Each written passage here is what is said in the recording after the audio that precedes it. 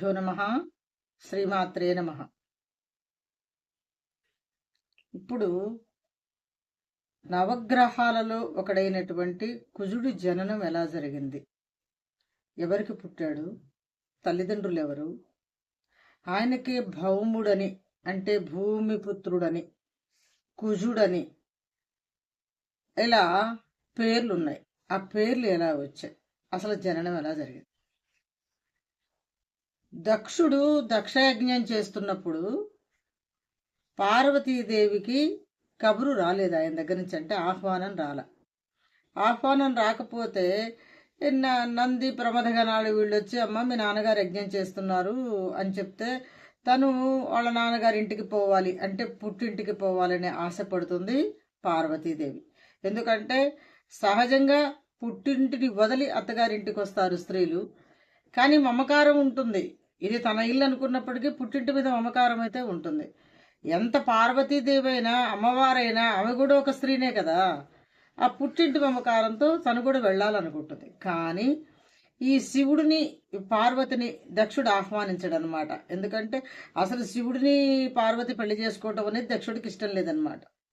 కానీ ఈమె తపస్సు చేసి ఆయన గొప్పతనాన్ని వరం ద్వారా పొందినదైనట్టు శివుడిని వివాహం చేసుకుంటుంది.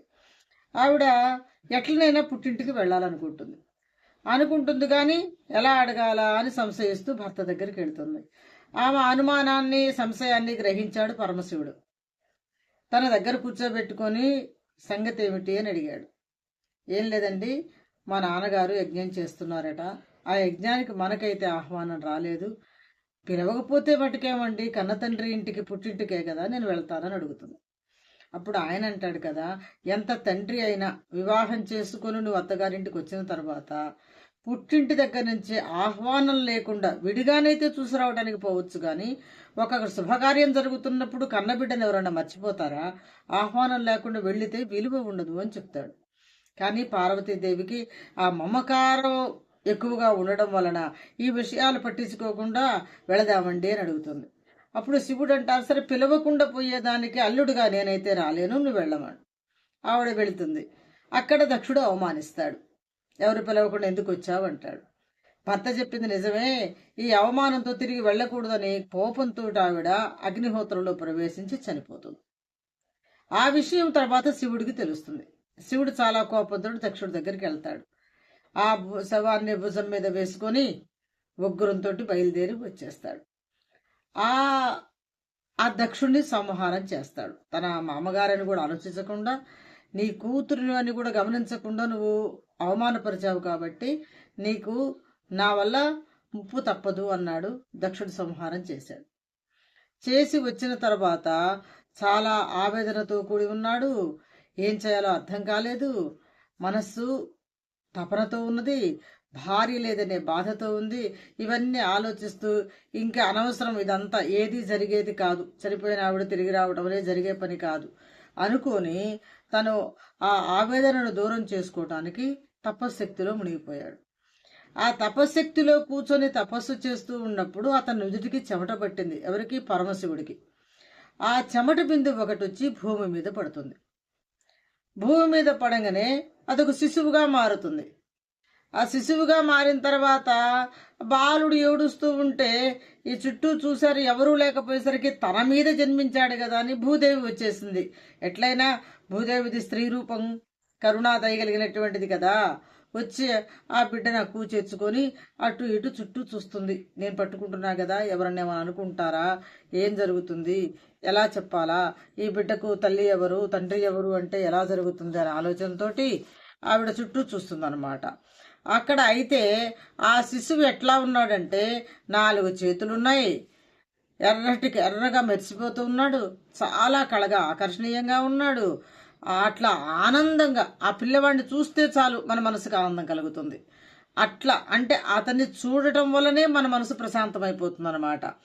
అటువంటి ప్రతిభ అంటే మామూలుగా శిశువుకు అందం అనేది సహజం అనుకోండి, కానీ చూస్తే మన మనసుకు ఆనందం కలగటం, ఆకర్షణీయంగా ఉండటం, ఇవన్నీ చూసిన తర్వాత ఆ ప్రతిభా సంపత్తిని గమనించి అతని ముఖంలో చూసిన తర్వాత ఆ శివ స్వేదం వల్ల జన్మించాడు, తన మీద స్వేదం పట్టడం వల్ల బిడ్డ రూపం ధరించాడు కాబట్టి ఆ శివుడు ఏమనుకుంటాడు, ఒకవేళ నా మీద పడ్డ బిడ్డను కనుక వదిలేస్తే నేను నా ద్వారా పుట్టిన శిశువుని వదిలేస్తావా అని శివుడు అనుకుంటాడేమో అనేటువంటి అనుమానమే కాదు, వదిలేస్తే ఏమని అంటాడనే భయంతో, ఆ భయంతో ఆమె ఏం చేసిందంటే ఆ భూమి ఆ బిడ్డను మరి ఆకలి తీర్చాలి కాబట్టి ఆ భూమి ఒక స్త్రీ రూపం దాల్చి ఆ బిడ్డను తన హక్కును చేర్చుకొని స్తన్యమిచ్చి ఆ బాలుణ్ణి ఒడిలోకి చేర్చుకొని పాలిచ్చి ఆకలి తీర్చి పెంచుకుంటుందన్నమాట. అది చూచిన భవుడంటే ఎవరు? శంకరుడు. పర్వాలేదు, నా నుంచి జన్మించిన బిడ్డను ఎవరు దూరం చేయలేదు, నేను భూమి మీద నా స్వేదం పడ్డందుకు పుట్టిన బిడ్డను భూదేవి కనికరించింది, తీసుకుంది, ప్రేమగా చూసుకుంటుంది, సన్యమిస్తుంది, పెంచుతున్నది అనుకొని శివుడు భూమితో వచ్చేసాడట. వచ్చి భూమితో అన్నట్ట, చూస్తున్న కొద్దీ చూడాలనిపిస్తే అందంగా ఉన్నాడు కదా ఈ బాలుడు, కనుక నువ్వు తీసుకుపోయి పెంచుకో, మళ్ళీ అట్లా వదిలిపెట్టవాక వెళ్ళి పెంచుకొని నీ పేరుతోనే పిలుచుకో, అంటే భూమి పేరు వచ్చేటట్టుగా వృద్ధి చెందుతాడు, నీకు గొప్పతనాన్ని తీసుకొస్తాడు, నీ పేరు నిలబెడతాడు కాబట్టి అని. ఇది ఆధ్యాత్మికంగా కానీ ఆది భౌతికంగా అంటే కనపడేది, ఆధ్యాత్మికం అంటే లోపలది, ఆది దైవికం అంటే అనుకోకుండా శివుడి స్వేదం భూమి మీద పడ్డం వల్ల దైవ సంభూతుడుగా జన్మించాడు కాబట్టి ఆ తాపత్రయాలేమీ ఆలోచించకుండా నువ్వు ఈ పిల్లవాడిని పెంచుకో, పేరు ప్రతిష్ట తీసుకొస్తాడని చెప్పి ఆ బిడ్డని భూదేవికి అప్పచెప్పేశాడు శివుడు వచ్చి. అంతటి భూదేవి ఏమనుకుందంటే ఆ బిడ్డను తీసుకొని పోయింది, నాకేగా ఏముందా భవుడే ఆశీర్వచనం ఇచ్చాడు కదా అనుకుంది. ఆ బాలుడు భూమి పుత్రుడిగా పుట్టాడు కాబట్టి భౌముడు అనే పేరుతోటి కీర్తి ప్రతిష్టలు సంపాదించుకున్నాడు. అంతేకాకుండా తర్వాత ఆ పుట్టింది శివుని కుమారుడే, అతని మనసు మొత్తం శివుడి మీదకి లాగుతూ ఉంది. అందుకని ఏం చేశాడంటే కొంచెం పెరిగి పెద్దవాడైన తర్వాత కాశీకి చేరాడట. అంటే ఏటో యద్భావం తద్భవతి, అతని మనసులో ఉన్నటువంటిది భావం శివుడి మీదకే లాగుతూ ఉంది, ఎందుకంటే శివుడి స్వేదంతో జన్మించాడు కాబట్టి. అందుకని అక్కడికి పోయి కాశీ క్షేత్రాల్లో పోయేసరికి ఆ విశ్వస్రుడు తన కుమారుడు తన దగ్గరికి వచ్చాడు ఆనందంతో.